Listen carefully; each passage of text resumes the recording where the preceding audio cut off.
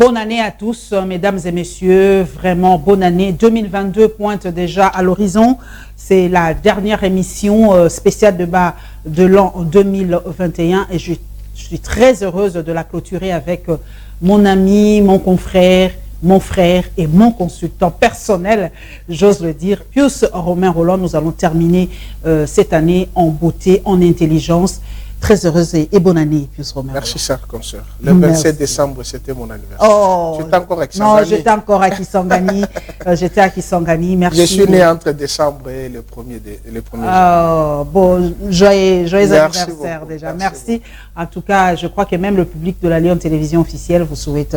Vous êtes très suivi, très aimé et très sollicité. Je suis très reconnaissant à tous les téléspectateurs et tous ceux qui te lisent et tous ceux qui nous suivent dans la modestie, dans l'humilité.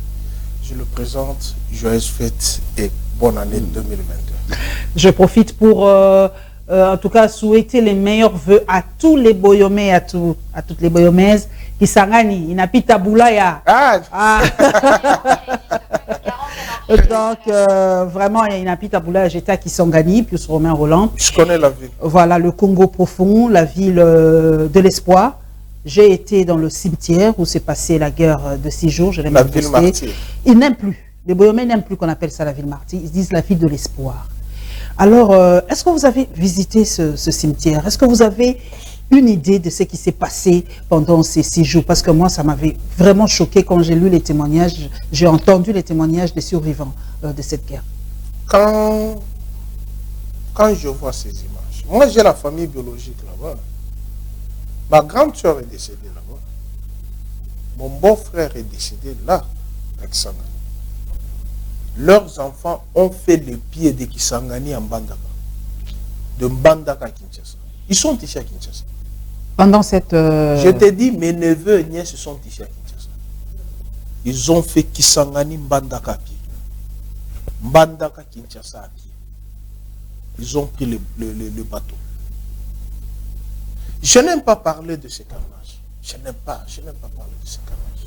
Ça risque de m'amener dans une animosité de faire du mal à l'Ouganda et au Rwanda. Nous avons 12 millions de crânes dans l'ensemble de tous les Congolais qui ont été fauchés par la barbarie et le satanisme de Kagame et Museveni. 12 millions. Où sont nos crânes? Où sont nos crânes? Mais les Rwandais, où sont-ils? Parce que se sont entendus mutuellement. Les Hutus et les Tutsis se sont entendus mutuellement de ces massacres. Ce sont les crânes qu'ils vendent. Ils en ont ramassé et notre chef d'État est allé s'incliner sur ces crânes-là. Vous avez déjà vu Kabila aller au Rwanda s'incliner sur ces crânes-là. Les nôtres sont ici. Pas plus tard qu'hier, il y a eu massacre. Je n'aime pas parler de cet épisode. Mais regardez le paradoxe. C'est l'Ouganda qui va construire à peu près 270 km ou 280 km de route. Si 1 km te prend 1 million de dollars, c'est combien de millions? 280 millions de dollars que l'Ouganda doit verser chez nous pour construire la route là. Mais l'aéroport d'Entebbe est entre les mains des Chinois. Parce que l'Ouganda n'a pas 250 millions à donner aux parties chinoises. Mais l'Ouganda a 280 millions pour construire la route chez nous, y compris les 10 milliards qu'il nous doit. Qui est allé chercher cet argent? Je n'aime pas parler de l'épisode de Boyoma. Je n'aime pas. C'est vrai que c'est... Le cimetière est là, je me pose la question. Si réellement nous avions l'âme nationaliste, l'âme patriotique, c'est ce que je dis même à ceux qui prennent l'exemple de la France et de l'Allemagne, qui se sont fait la guerre. Oui, Hitler a massacré sérieusement. De Gaulle a payé les prix. Mais est-ce que toi tu peux voir les Français supporter Charles de Gaulle s'asseoir sur la table avec Hitler pour faire la paix?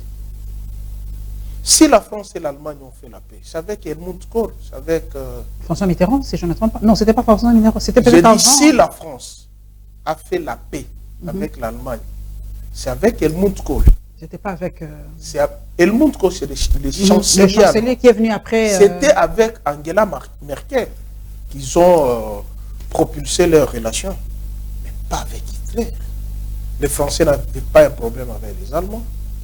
Ils avaient un problème avec un sanguinaire, les représentants du diable sur la terre. Hitler. Mais l'Hitler africain est là. Notre confrère Jacques Matanda est parti de BBC Pro. Les journalistes camerounais, on en a. Vous n'avez jamais lu son livre? J'en ai lu. Moi, tu l'as lu? J'en ai même à la maison. Est-ce que tu peux regarder Kagame Museveni en face comme ça? Et supporter le spectacle que notre gouvernement actuel tisse des relations avec le Rwanda. Les relations commerciales plutôt. Qui, le Rwanda peut nous vendre quoi? Moi j'étais à la Grande Barrière à Goma. Les matins ce sont les chèvres qui quittent le Rwanda qui entrent au Congo. Les chèvres. Le lait et le fromage. Et les tissus. Les Rwandais peuvent nous vendre quoi? La pomme de terre pourrie à Goma. Les oignons pourrissent à Goma. Les vaches pourrissent à Goma. Les Rwandais peuvent nous vendre quoi? C'est l'or des bâches qui quitte les bâches qui sera raffiné à Kigali. Tout simplement. Mais vous êtes incapable de faire sortir 10 millions de dollars pour faire une usine ici. Kabila a fait ceci, Kabila est déjà parti. Vous qui êtes là maintenant. Où se trouvent les 10 millions pour mettre l'entreprise?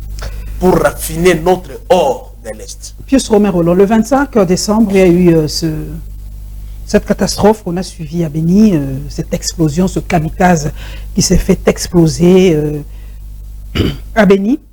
J'ai un confrère avec moi, un journaliste, on a eu ces débats sérieux et moi je vous pose la question, doit-on, Pius Romain Rolland, relayer ce genre d'images? Parce qu'on dit qu'on fait le lit de ces gens-là, quand nous relayons cela, c'est leur message en fait qui passe. La guerre est aussi médiatique. Nous, journalistes congolais, comment devons-nous réagir face à ces images? Devons-nous relayer ça ou devons-nous garder ça pour nous? Donc on va se taire face à la mort de nos frères. On doit se taire. Mais eux, ils disent, voilà, le message est passé, on a tué, et c'est eux-mêmes qui relaient les images. Mais écoutez, ce sont les morts qu'on tue.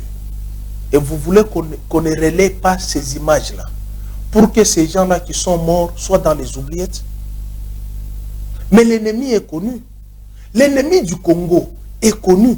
Ou les ennemis du Congo sont connus. Dans une conférence de pères africains, Mouzé pose la question à tous ses homologues. Vous cherchez les patrons des ADF. Il est là, c'est Museveni.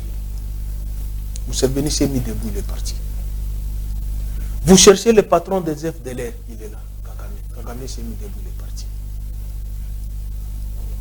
C'est la raison pour laquelle la SADC est venue à la rescousse de Mouzé pour bouter l'agression rwando-ougandaise, burundaise.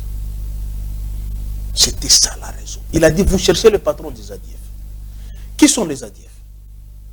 Vous les connaissez? Vous nous avez déjà expliqué plus de fois. J'ai déjà expliqué plus de fois.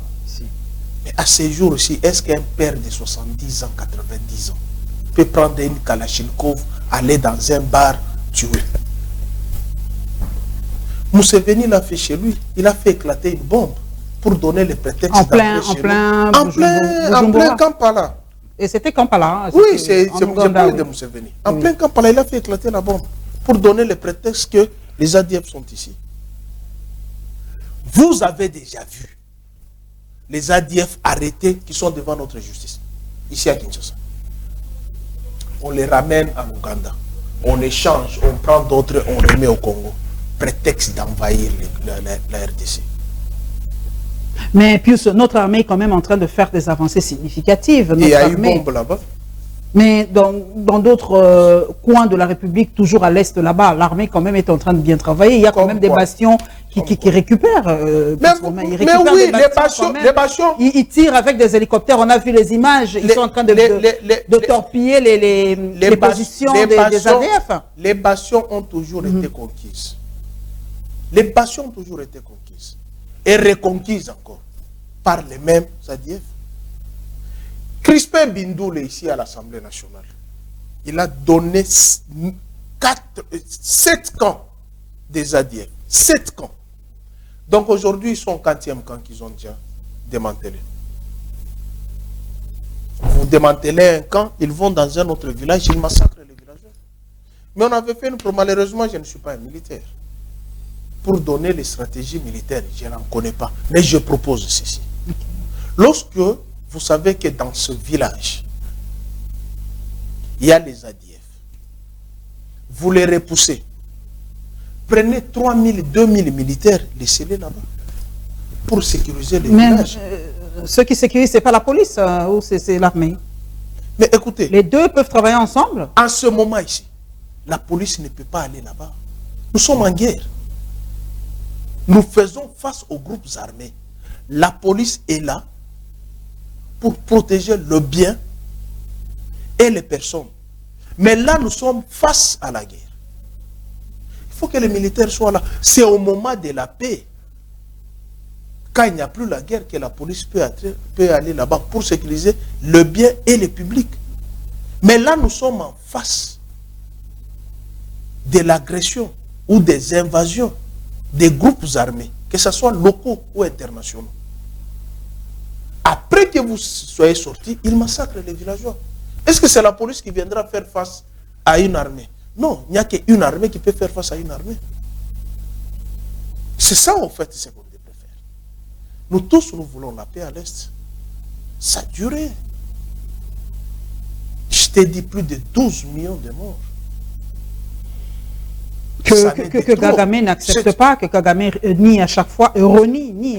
Il nie puisque les multinationales sont derrière lui, qui ponctionnent les minéraux pour aller raffiner au Rwanda. Depuis quand le sol rwandais regorge le coton?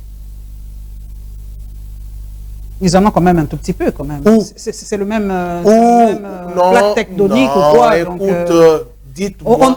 On a le cuivre en RDC, en Zambie, non? Donc c'est toujours presque. On a du pétrole en RDC, en Angola. Donc peut-être, probablement, il peut y avoir du coton ici au Rwanda. Il a été attesté depuis longtemps que la Zambie a le cuivre.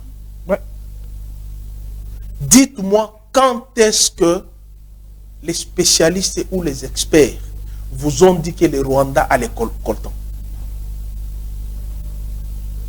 Le Rwanda n'a pas de minerais. Le Rwanda a un sol fertile, ça c'est vrai. C'est le pays des 1000 collines, ça c'est vrai. Ils ont quel minerai là-bas? Tous nos minéraux qui étaient ici, avec les véhicules de la MONUSCO vers le Rwanda. Vous avez des preuves que c'était les... Oh, maman, je vais te chercher des photos. Je vais te chercher des photos. La MONUSCO a été mise en cause. Les tenues même des militaires. Vous avez vu l'hélicoptère qui est passé récemment ici en train de ravitailler les rebelles. Est-ce que les FARDC ont cet hélicoptère? Mais pourquoi les gomatraciens, tous mes frères et sœurs de l'Est, avaient caillassé la MONUSCO? Pourquoi? La plus forte contingent. Plus de 18 000 hommes, plus de 20 ans de guerre, d'agression. Quelle est la capacité militaire qu'a le Rwanda faire face à nous? Le général Maël est allé prendre les corps d'Abiyarimana en pleine Kigali, non? Est-ce que le général Maël n'est pas allé prendre les corps d'Abiyarimana en pleine Kigali? Est-ce qu'on ne nous a pas appris ici qu'il y avait un major là, je ne sais pas, qui était à l'UDPS, qui serait traversé le fleuve pour aller à Brazzaville? Nous avons une très forte armée. La nôtre, nous en avons, moi je suis très confiant. Mais malheureusement,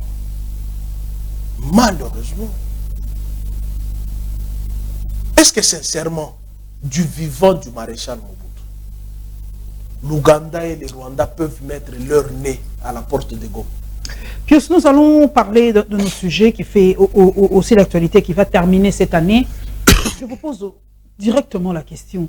Est-ce que nous sommes déjà en campagne présidentielle ou en campagne électorale? Oui, nous sommes vraiment, on a vu Moïse Katumbi au Katanga et par ricochet, on a vu aussi le président de la République dans l'espace Kassai aujourd'hui. D'ailleurs, je vais vous lire le tweet tout dernièrement de ma consoeur Rachel Kitita avec les images. On a vu le président être embourbé dans le tronçon entre Cabinda et Kananga, je crois.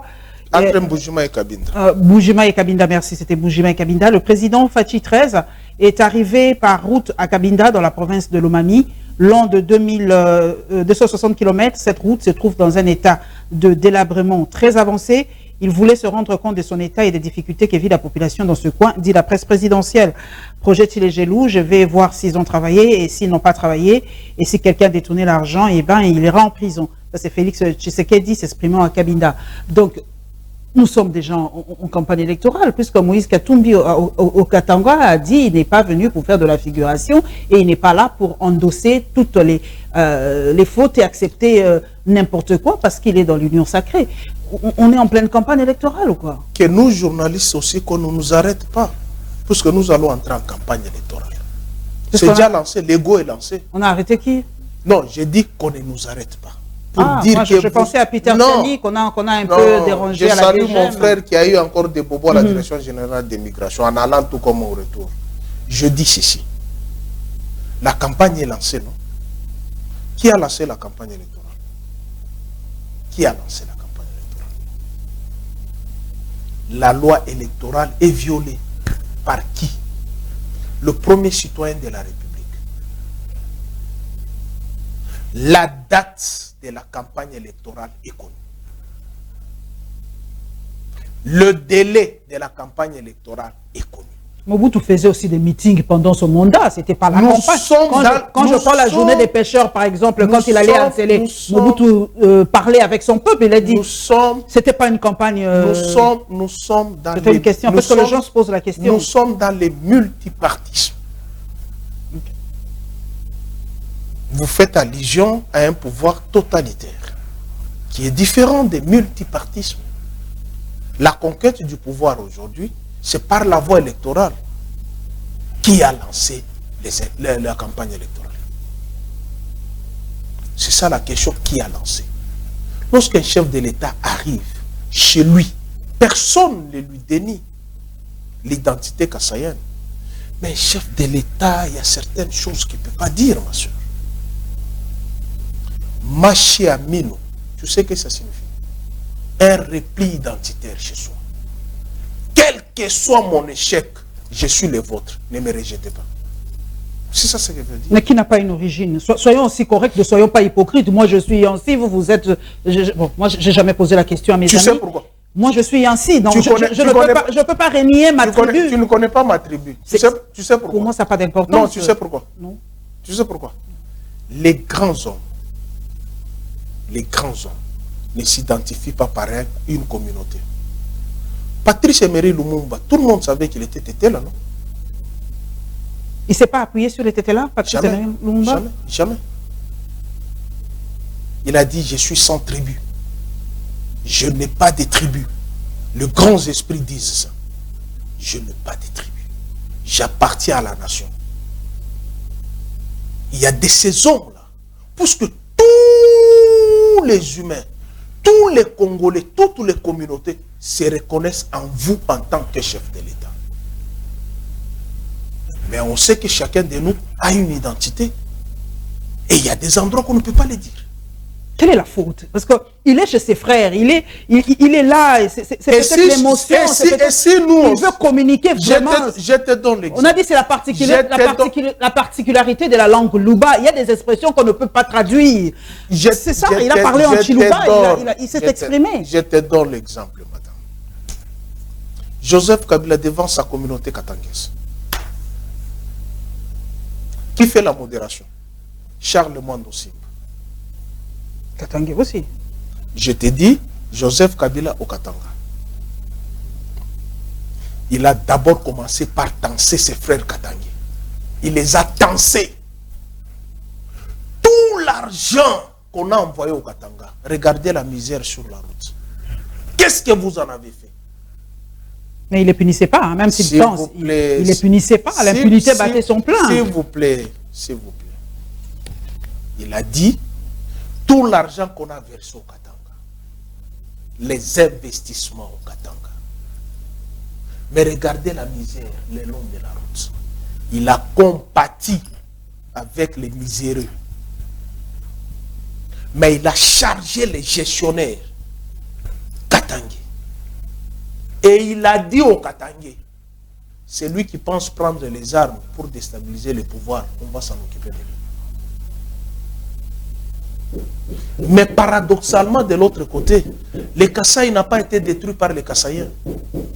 Ce sont les haineux et les ennemis. Qui sont les haineux et les ennemis? Les autres communautés qui ont détruit les Kasaï. C'est ça ce que cela veut dire. Vous savez combien de fils et filles du Grand Kasaï ont occupé des postes de responsabilité dans ce pays? Vous en connaissez?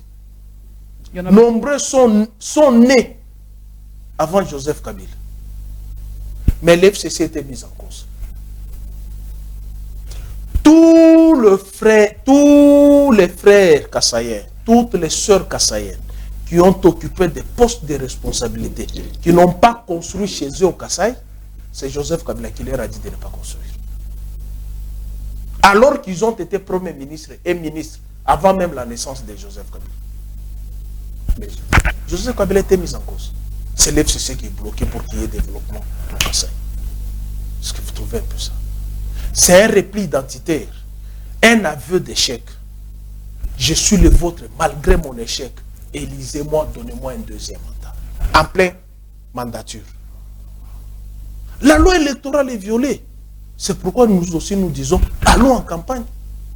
La campagne est ouverte. Les chefs de l'État ont ouvert la campagne. Non, c'est une république. Il faut respecter les lois. C'est ça ce que veut dire la république. Respect des lois. La monarchie, c'est un monsieur qui se réveille dans son lit, il se met debout, il dit, je veux que la route là soit comme ça, qu'on fasse ça, qu'on tue celui-là, comment c'est ça. Il décide de lui-même. Dans une république, on ne décide pas soi-même. C'est le concours de tout le monde, basé dans la loi.